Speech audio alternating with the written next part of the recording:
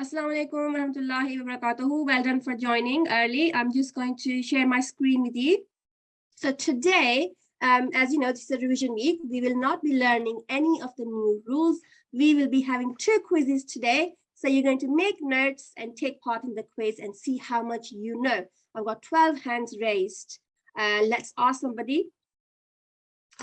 We've got 1 minute and then we'll start Tilawat, inshallah. So this is what you will get. This is how the text would be in your exam. Obviously, you won't have any underlined letters or words there, okay?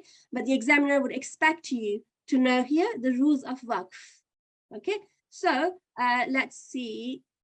If you were to stop at Fatha'tain, then you will say Kabira. But if you read that as Kabir, the examiner will know that you don't know the rules of Waqf. Okay, and then there are signs of Waqf. For example, this one, and the examiner may ask you in your questions part, what does this little meme mean? Then you need to explain it. That it stands for Waqful-Laazim, and it means it's compulsory to stop. Okay, we're going to start our lesson, as always, with the recitation of the Holy Quran. And I'm going to go to the right slide. Let's see if I can get to that first. No, here we are. Okay. So we're going to start with the recitation of the Holy Quran, and I believe our MC is going to share the screen. Jazakumullah. Assalamu alaikum warahmatullahi wabarakatuh. Jazakumullah. Thank you for holding the fort. And can you see my screen and hear my voice? Yes, I can. Jazakumullah. Thank you for that. Right. Taiba Dar Saiba, are you there? Assalamu alaikum. Wa alaikum salam warahmatullah. Can you hear me? I can hear you. Yes, you may begin. Okay. Is someone else reciting with me or just me? Just yourself. Just yourself, please. Yeah. أعوذ بالله من الشيطان الرجيم. بسم الله الرحمن الرحيم. قل هو الله أحد الله الصمد لم يلد ولم يولد ولم يكن له كفوا أحد. Jazakumullah, beautifully read and of course accurately read, and I hope everybody else is reading. Mrs. Dar will come back to do dua a bit later on. So you just have to pay attention to all the rules that we've learned so far, and what you will have noticed in Surah Ikhlas is that verses 2, 3, 4 and 5 is only one elongation of 2. Everything else is short vowels. Okay, Allah is a count of 2, Allah is a count of 2, yulad and kullahu. Okay, so only, otherwise they're all short counts in vowels. Now what we're going to do is, now we've got something quite exciting. I think ACL, will you be sharing your PowerPoint? Yes, I'm going to try. So what's going to happen is ACL, Assistant Course Leader, has prepared a quiz.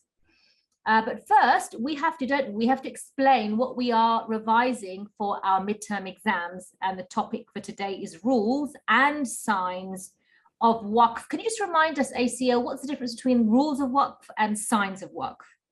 Yes, so the rules of Waqf tell us how to stop. So when we take a pause, we need to know how to stop at the last letter of a word. And the signs tell us when to stop. Excellent, excellent. So which one are we going to do first?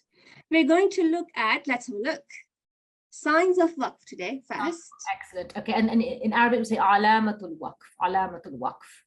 Okay, it's looking good. So I can see something there like an upside down heart and a square shape. Now I recognize those. Oh, and there's a round shape. Now that we get at the end of a verse, and it is called Al-Waqfut-Taam. And that would be, I think it's the perfect stop, right? Is that the perfect stop? But it is the verse end, isn't it? Yes. Very often where we get that round sign. And how did that come about? That the sign, what does it indicate? Like when they first started writing the Quran, how did they decide how to put that there? So it's the sunnah of the Holy Prophet Muhammad sallallahu alaihi wasallam. This is where he used to take pause, and that's when the circle or square was used. However, there was a difference in schools of thought. So this upside down heart was also used to indicate that there was a pause as well. Okay, so that's where some scholars thought, okay, we think that this should be a verse end, and others might thought not. But you're saying, but with the square and the circle, that's definitely where everybody thought that is the Holy Prophet ﷺ intended for the verse to end. And brilliant, Waqfut-Taam it's called. Anything else now? Anything else coming up? Yeah, so this is the first sign we did, and secondly we did this one. Waqful-Laazim. Now I remember with Lazim, what does Lazim mean again? Can you remind us? Yes, Lazim means compulsory stop. And so that means we must stop. And why is there a meme there? Can you remind us? Yes, meme is the sign of this waqf. So meme, when you see a little meme, it's usually in the margins. And that tells us that it's a compulsory stop and we must take pause here. And the word lazim obviously has a meme at the end of it. Okay, yes. So lazim means compulsory. Remember that. Okay, what's the next one? So the following week then we did this one. Mutlaq. Okay, I think that means like the complete stop. I think what that means is that, like, according to the meaning of the verse, it's quite appropriate to stop there, and it is probably better to stop, right? Yeah, so you can start, it's like in English, you can start a new paragraph then. The subject changes. Okay, but is it compulsory? It's not compulsory, but most of us do stop. Okay, so according to the meaning, it would be better for us to stop there, so we should really stop. Waqful-Mutlaq. And so that would be the complete. So lazim is the compulsory stop. Mutlaq is the complete stop, I think it's called, right? Complete. Yes. It's kind of completed a sentence. Okay, what's next? So this one is represented by ta. So we think of t taken from the word mutlaq. So when you see that this sign, it means mutlaq. The next sign we covered was this one. La. Now, in Arabic, to say yes, we say na'am. To say no, we say la. La means no. So no. So what would that indicate then in the verse, ACL? So when you see this in between two words, you must continue. Yes. You might see. Yeah, sorry. I stopped you. You must continue now. Say what you're saying. Okay, so it's la to know then. Okay, so when you see la between two words, you must continue. However, if you see that on Waqfut-Taam, you might have noticed that many times, then you have an option. But when it's on its own between two words, you must not stop, because otherwise the meaning will change. So la actually means no, don't stop, carry on, right? It says carry on. Okay, and that's another important thing that you've pointed out here, that on the Waqfut-Taam, normally it's a square sign in Al-Qur'an, the verse end sign, you do normally get these, you can get these Alamatul, you can get the la, you can get the ta, you can get the meme, there's other ones, jim and za, etc.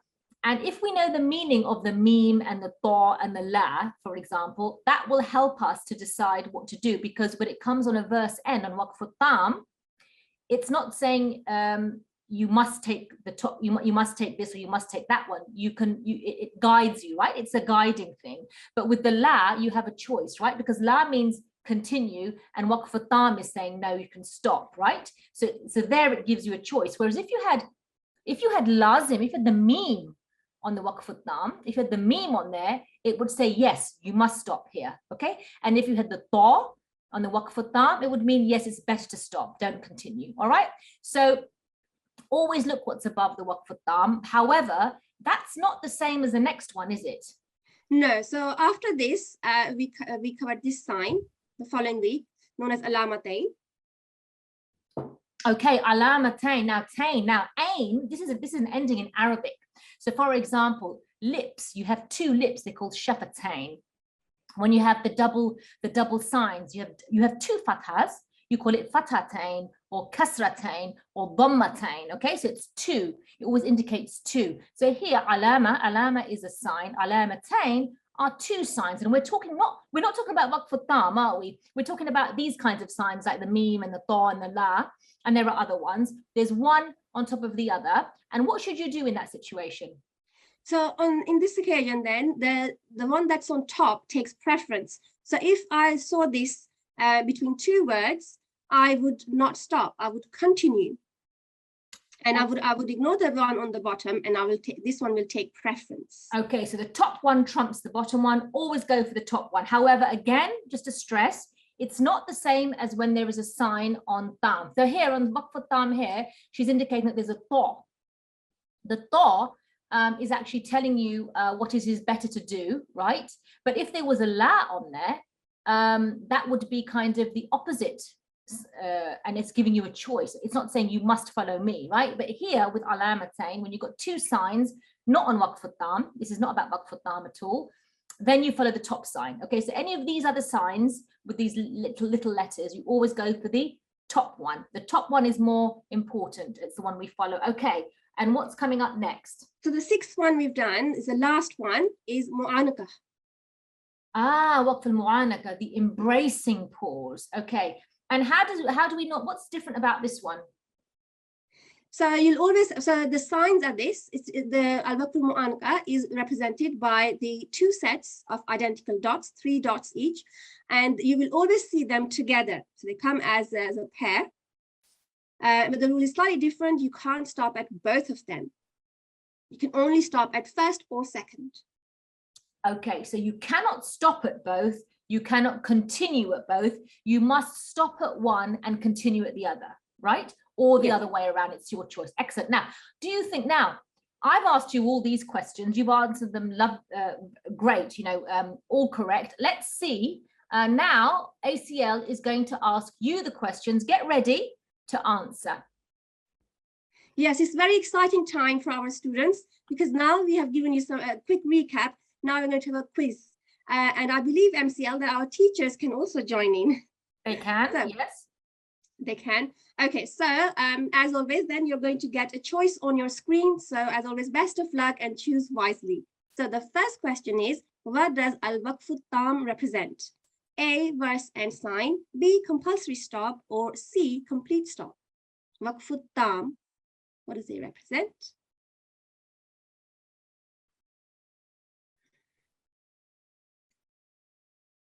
Okay, now then, majority thinks it's B, but let's find out.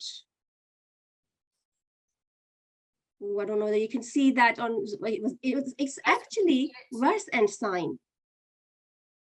Yeah, maybe they've learned the definition where we say the perfect stop, okay? So remember, Taam means, yeah, so Taam means is the verse and sign. I don't think that, okay, I think you can, if you make a note of these students, then you'll get it right. Okay, let's move on to the next question. Let's see how we do on the next question. My second question is, which of the following signs represents Al-Waqfut-Taam? Is it the first one, circle, or a square, or this? Or is it B, La, or C, Ta?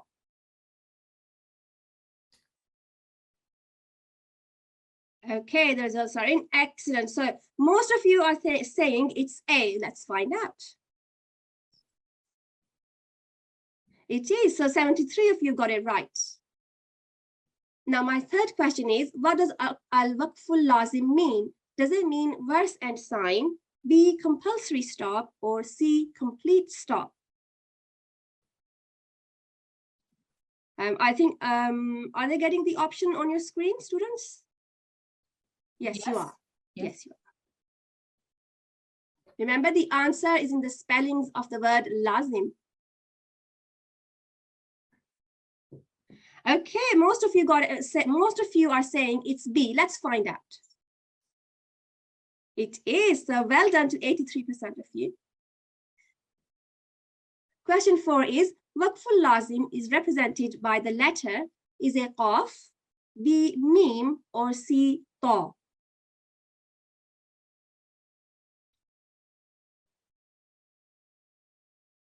Okay, so majority of you are saying that Waqful-Laazim is represented by B, Mim. Let's have a look.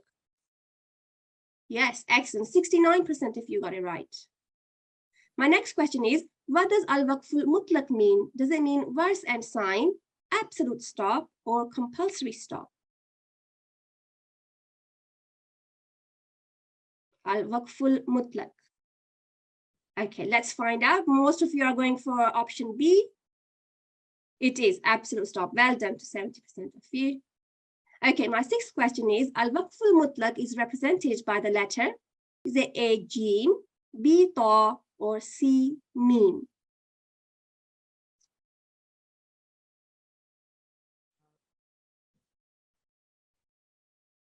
Okay, most of you are going for option B. Let's have a look. Yes, it is. So well done to 85% of you.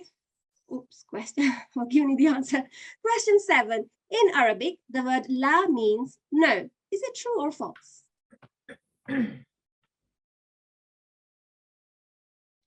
So majority of you think it's A, true. And yes, you're right, it is. 85 of you got it right.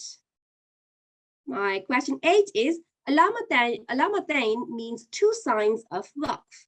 When there are two signs of Waqf, like shown, the upper sign takes preference. Is it true or false? Okay, most of you are saying it's true. Let's have a look. It is. Excellent. Okay, now then let's move on to question 9. Al-Waqful-Mutlaq is represented by two sets of 3 dots, like shown. How should one stop at this sign of Waqf? Is it A, stop at both signs? Is it B, stop at either one or the second, or do not stop at either sign? So how do we stop at these dots? Okay, majority of you are going for option B. Let's have a look. Excellent. So you are right. 90% think that it's B, and that's the right answer.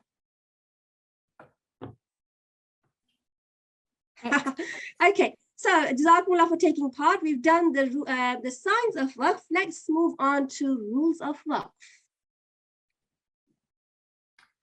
Okay, so Waqf, which means to stop or to pause. And you said before that the rules of Waqf are telling us how we should end a word normally, because the end changes. So I'm noticing here that actually most of the time, the end of a letter, it becomes Saakin when it has, for example, most signs on it. Yes, so for Mutharrik letters, here we have Kaf with Fatha, Mim with Kasra, and Dal with Dhamma. They will all turn into a Saakin letter. So when you're stopping at Mutharrik letters, they will be Saakin. And so that's Mutaharrik. Mutaharrik means haraka, anything with a sign on it. In here we talk about short vowel signs, Fatha, Kasra, Dhamma. And then we've got the double signs of Tanween, Fatha'tain, Alamatain. Yes, so for Fatha'tain and Alamatain, you can turn the last letter into a Saakin letter. Notice that we have missed out Fatha'tain, and we'll talk about that in our next slide, inshallah. And finally, you've got some of these long vowel signs, haven't you? Yes, so Kasra Ishbaya and Dhamma Ishbaya here, we will not be read. They will be turned, the last letter will turn into a Saakin letter as well. So for most of the letters, the last letter of each, for most of the words, when you're stopping at them, the last letter of that word will be Saakin. Okay, let's move to the next slide. And I think that's what most of us learned from our Quran. That's quite straightforward. But then you've got these other ones that you've got to think about a little bit, haven't you? Like, for example, if you've got a count of 2, al-kafaru, something like this.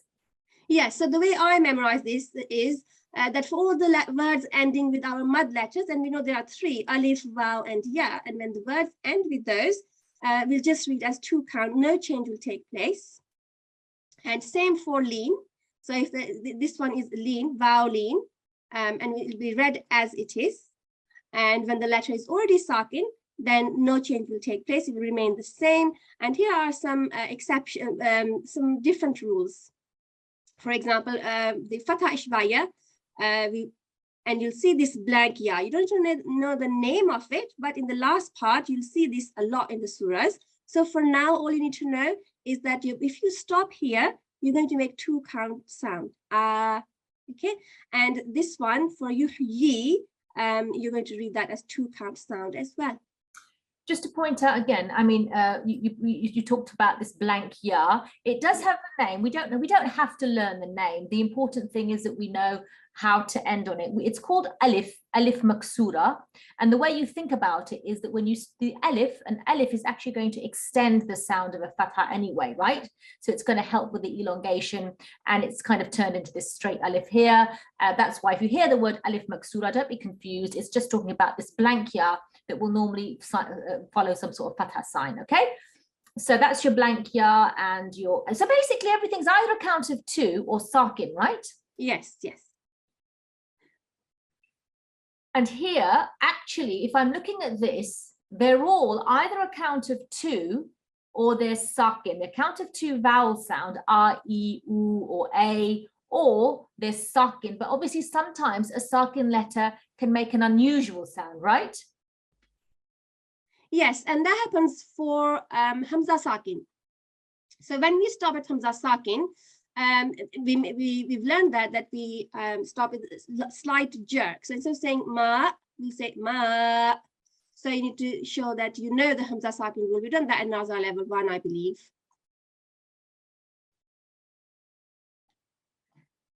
And then you've got, for example, Ta-al-Marbutah, this ta, and that becomes sakin too, but it actually kind of changes slightly, it morphs slightly, doesn't it? Yes, it not only does it turn into a sakin letter, the sound also changes, so the ta becomes ha. And regardless of which sign, whether it has fatha, kasra, dhamma, or the double signs, and the one thing to remember is that this will always be at the end of a word. It's not the same as this ta, and the sign will change to a sakin, and the sound will change to ha sakin.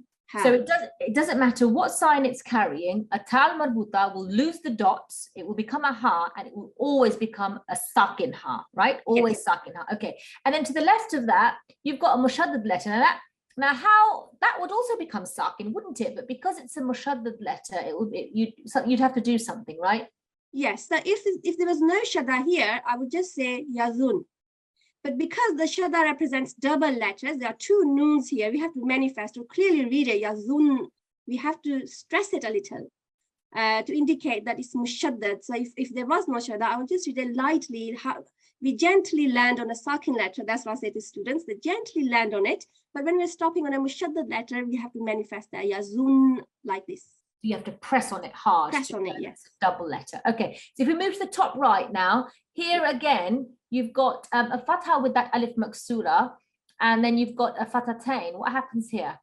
Oh yes, Fatha'tain. Remember in the last slide we said we're going to talk about it. So Fatha'tain, you need to remember that when you're stopping at Fatha'tain, you lose one of the fatha, and then this turns into our mud letter. So it becomes 2 count sound. Abuwaban becomes abuwaba. So for Fatha'tain only we do this. We lose 1 fatha, and this becomes our alif madiyya. And an example above? Okay, this one is you don't need to know, as we said, you don't need to know the name of it, but you need to know how to stop at it. Before we give you the example of ishbaya, and here you have fatha. Now, because we said it's alif maksura, the way I remember when I was little was that I just think about it as alif, and this one is lam, so I just think about it as my alif madiyya sound, 2 count sound, a'la. So that blank ya acts like an alif of elongation and alif mud, doesn't it, when you stop? Yes. Right. Yes. Excellent. Okay. And the last one, I think the last one is that when that ya becomes sakin, this one, not becoming lean. Is that correct? Yes. So when you're stopping here, you're going to basically show or make sure that you sound the ya sound. So instead of saying mathwai, you say mathwai. So you want to hear the ya. And if they put that in there, presumably, because normally when you have a fatha before a ya sakin, it's normally a lean sound, way like this. But this is not the ya of lean, is it? It's not an elongating ya. It's just a regular ya sakin because you're stopping on it, right? Yes, and if you can see this alif, you know this is alif madiyya for this vowel, for this one. So this ya is the next letter. Right. So we keep hold of that sound. Right. Excellent. Yeah. So do you think they're ready for their next? Let's see. Yeah, let's see. Question? Yeah. So I hope you all have been listening carefully to this recap, and let's have another quiz for you. It's an exciting lesson today, isn't it? So best of luck, everyone, including teachers. Let's see. My first question is, in Waqf, most letters become Saakin. Is it true or false? A or B? Let's see if you can run the poll. Yes. Okay, let's see. Most of you are going for A. Yes, you're right. 87% of you got it right. Okay, my second question is, when posing at Ta-al-Marbutah, it becomes, is it A, it becomes Saakin, or Ha Saakina, or Ta with Dhamma? Remember Ta-al-Marbutah? Ta-al-Marbutah is this one, and how do we stop at it? Let's see if you're getting questions on your screen, the option. There might be a delay, I think. Or is it my internet? Can you hear me, MCL? I can. Oh, it's come up. No. Okay. Hang on. We're question 2. Hang on a minute. Oh, it's the one that we, I think, couldn't upload. Let's see if we can move on to the next one. Oh, it's coming up now, yes. Excellent.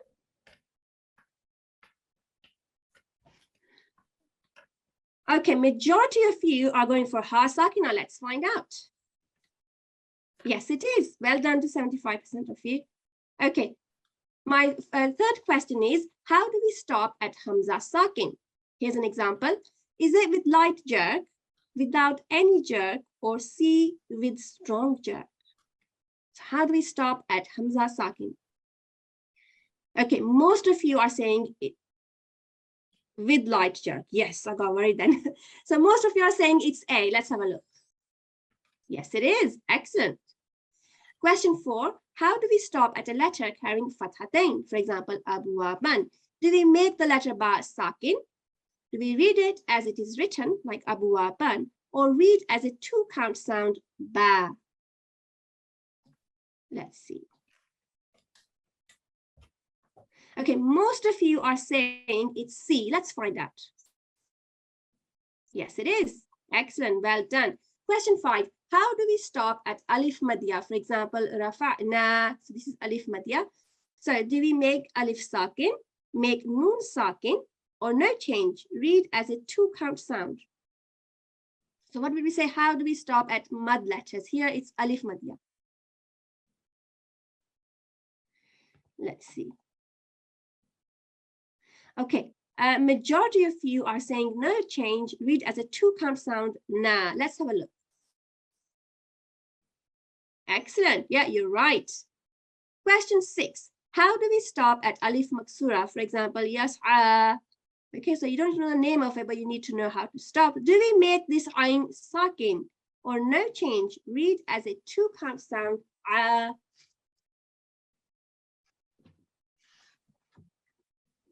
Okay, majority of you are going for option B, no change. Let's have a look. Excellent. Jazakumullah everyone for taking part. Sorry, we've taken a lot of your time, but well done for taking part in this quiz. Jazakumullah. And I think we're ready to go into breakout rooms. MCL? Yes, Jazakumullah.